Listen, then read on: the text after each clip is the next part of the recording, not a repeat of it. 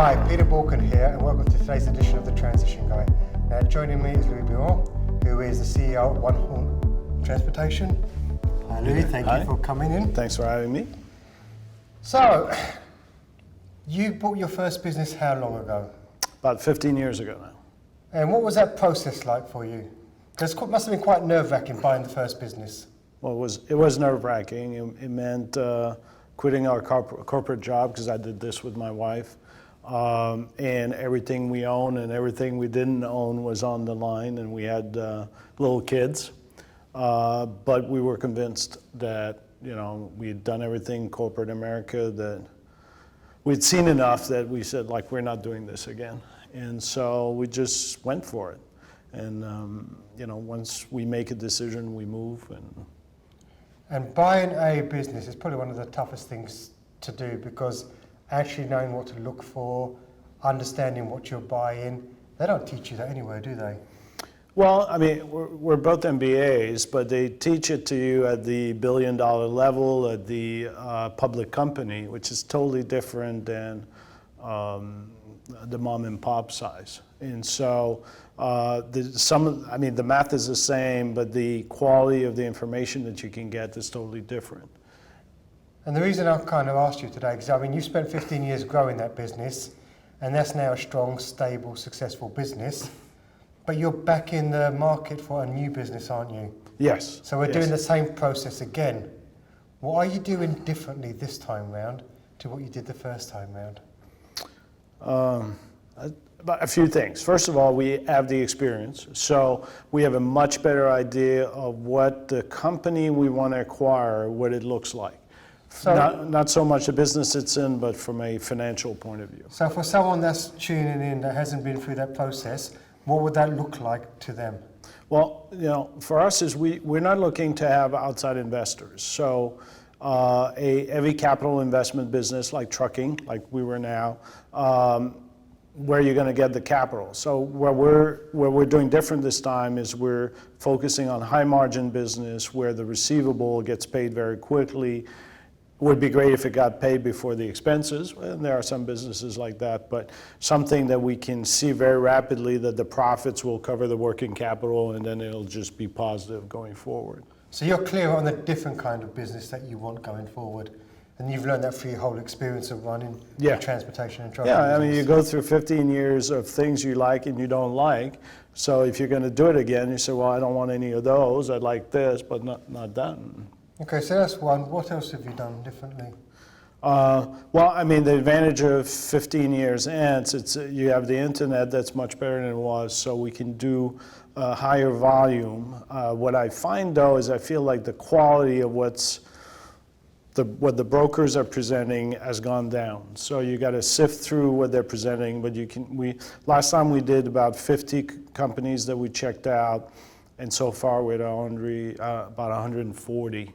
So do you think the quality has actually gone down in terms of the information, or do you think that perhaps because you're going through much, much more, and because you're so much more aware now, you're looking at the data a lot differently to perhaps what you did 15 years ago? Well, it's clear that we have some much more stringent criteria, and so we spot the fakes quicker, and so then I guess because we spot them quicker, we have more time to go through them. But there's still some that takes more analysis to be able to figure out if it's real or wrong. And through our conversations, one of the big challenges is that people assume that when they're going to buy a business and then they're going to go through a business broker, so to speak, that these people actually know what they're doing. No, they don't. No, I mean, there was one thing years ago. There was a company owned by Citibank, and you knew when you get the paperwork from them, it was high quality. I have not found this yet. So a lot of brokers don't understand finance. They put these numbers together. They take it from the tax return if you're lucky. They don't understand the difference between cash accounting and accrual, and they just don't know. And they pick up some numbers that make it look good. And most of them, after a few questions, you see through it, but some it's deeper, and you got to keep digging. And what's quite interesting is the unrealistic expectation entrepreneurs have around what their business is actually worth. Yes. I mean, a lot of people confuse actual value in the business versus the sweat equity they've put in. Just because you work in a business 20 years, it doesn't mean that your 20 years someone has to pay for that. Yeah, there's no connection with that. And so a lot of people see what a company sells for on the stock market, and they think, well, this sold for 20 times, so I'm worth 20 times.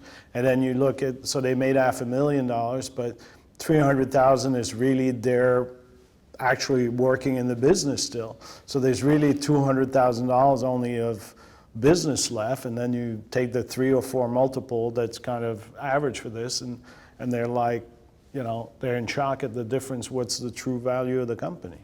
And through this process, you've become even more attuned to what to look for, because over the last sort of 3 or 4 months, we've come across a number of charlatans, stroke crooks, haven't we? Yes. Where they've just tried to go out there, have their cash, eat their cash. And it is literally businesses out there that are defrauding the IRS, but when it comes to selling, they want to sell it to you at the value, not taking into consideration the dishonesty that's been going on. Yeah, that's a big shock to a lot of sellers, is that, because they've always told, you minimize your taxes. To some point, it's legal, but they don't understand that all this tax minimization reduces the income that shows on the tax return, and your business will sell based on the tax return. And you can't get funding against business that hasn't been declared. No, because most of the funding in the market we're playing is financed by the government through the SBA program. And the government, wisely so, will not help fund a business that was cheating on their taxes in the past. So what else have you learned through this whole acquisition process? You got to have a process. You got to know what you're looking for. You can't fall in love with it. It's not a car. Although I always say don't fall in love with a car, but it's not a car. It's much more significant than that. And if it doesn't meet the criteria that you set in place, you get up and you walk away. Now that's important, because you talk about it doesn't meet the criteria. Most people that I come across that go and buy businesses, they don't have a criteria. They're normally running away from a corporate life. They've been made redundant, and they're just looking at a business where they can supplement their cash coming in. And it's basically an income generator. Yeah, but few businesses are truly already in the level that I'm looking at. They're fully running without the owner. Yeah. And so if you're taking out the owner, you got to do whatever the owner was doing. And if you're looking at it as an income supplement and you haven't run a business, you haven't owned one, you're just asking for trouble. Well, basically what you're doing is you're buying your job. Yeah. So you're supplementing one job that you left, and you're buying a job that you now own. And you now own, and you own the problems and the debt and the things that go wrong and everything. It's a lot of people, and we were in that case. We had a job, and then we owned the job. But initially we owned the job, but now the business runs itself, and we don't have a job anymore. But just so that people know, how long did it take you to get to that point where the business ran itself? But we did it, my wife and I. She was able to get out, for excuse the term, 4 years ago, and now I'm getting out this year. So it's taken you, and this is the important bit, that an overnight success often takes 10 to 15 years. Yeah. It really does. So if you were to say, so people are looking at acquisitions all the time. If you were to give people 3 tips on how to get a good acquisition, bearing in mind that at this present moment in time, you've looked at 140 businesses, and we've probably got 4 or 5 that are truly worth pursuing, what would be the 3 tips you would give to people when they're looking at buying a business? Well, first you got to know what you want. At the end of the day, if you're not going to finance it, you're just throwing money away. You can do, I guess, whatever you want.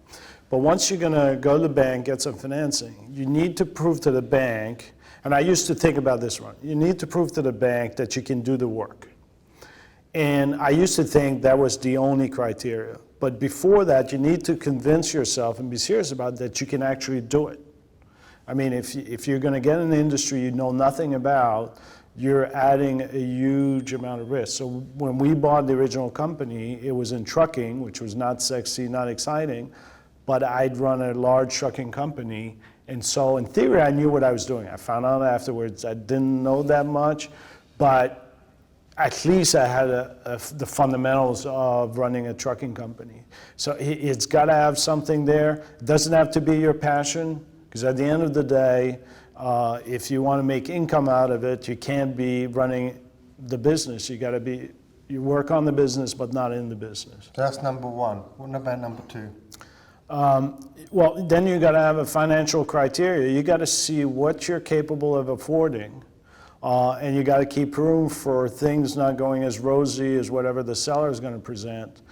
And once you have that criteria, how much you're willing to spend, how much you can afford, you got to stay within these limits. You can't fall in love with these numbers, because most of the numbers, they're trying to put the most beautiful picture of their business, so they're most likely not as good as what they're showing you. Yeah, and we had that instance today, didn't we? We looked at one of the businesses, and we anticipated originally maybe $250,000 we needed in sort of cash flow to keep it going, and working capital, etc. Looking at it now, it's probably more closer to $1 million. So you really got to know your numbers, and you've got to know that you can afford the numbers. And don't make a decision out of desperation, I would say, in that respect. What would be your third tip? Third tip, read, educate yourself, talk to people. You're not the only one who's ever done this. Seek advice, get a coach, because it used to be that you had to figure this out on your own, but there's all these things on the internet. Talk to people. It's been done before. It can be done right, and if it smells fishy, just find another deal. And you actually surround yourself with good people. So you're part of the EO network. You've got a good peer group that you can lean on, that have already been there, done that journey, that you can just pick their brains. Yeah, that's one thing I often say. I used to run a $100 million business for a Fortune 500 company, and they kind of gave me the keys. There you go, make your numbers. You don't make your numbers, you're out of work. And nobody ever coached me, helped me, and it's utterly idiotic. I mean, to go through life and trying to figure this out, whatever problem you have, somebody's had it before. And sometimes somebody will make one comment, and you're like, oh, you can do this? But if you're not surrounded by these people that you can just say, hey, I got this problem, then you won't get the answer. Well, thank you, Louis. If anything we've discussed today resonates with you, if you're really looking at acquisitions seriously, you've not done them before, and you really need to put together an acquisition framework so actually you can get the right business at the right price, head over to boolkah.com and get in touch. And remember, failing to learn is learning to fail. Thank you, Louis. Thanks, Peter.